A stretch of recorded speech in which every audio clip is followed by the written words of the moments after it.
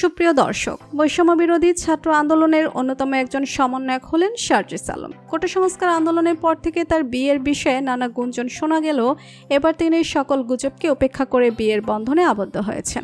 বাস্তবে কে সার্জিস আলমের স্ত্রী, দেখলে অবাক হয়ে যাবেন আপনিও। তাই পুরো খবরটি বিস্তারিত জানতে ভিডিওটি না টেনে শেষ পর্যন্ত দেখতে থাকুন। 1998 সালে পঞ্চগড় জেলার অটোয়ারী উপজেলায় জন্মগ্রহণ করেন সার্জিস আলম। সার্জিস আলমের বাবা আখতারুজ্জামান সাজু ও মা বাকেরা বেগম। দুই ভাইয়ের মধ্যে সার্জিস আলম বড়। সার্জিস আলম ঢাকার বিএফ শাইন কলেজ থেকে উচ্চ মাধ্যমিক সম্পন্ন করেছেন এবং ঢাকা বিশ্ববিদ্যালয়ের প্রাণিবিদ্যা বিভাগ থেকে অনার্স এবং মাস্টার্স সম্পন্ন করেছেন। ঢাকা বিশ্ববিদ্যালয়ের ডাকসু নির্বাচনে ওমর 21 হল সংসদ প্যানেল থেকে সদস্য পদে জয়লাভ করেছেন। 2024 সালের কোটা সংস্কার আন্দোলনের অন্যতম সমন্বয়ক ছিলেন তিনি। আন্দোলনে জয়লাভ করার পর সোশ্যাল মিডিয়াতে বিভিন্ন সময় তার বিয়ের খবর শোনা যেত।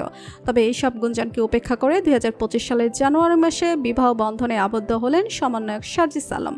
বর্তমান অন্তর্বর্তীকালীন সরকারের উপদেষ্টা আশিস মাহমুদ শরীফ ভুইয়া তার ফেসবুকে একটি পোস্টের মাধ্যমে এই বিষয়টি নিশ্চিত করেন। সেই ফেসবুক পোস্টে আসিফ মাহমুদ লিখেছেন, নবজীবনে পদার্পণে অভিনন্দন সার্জিস ভাই, আপনার বিবাহিত জীবন সুখের হোক।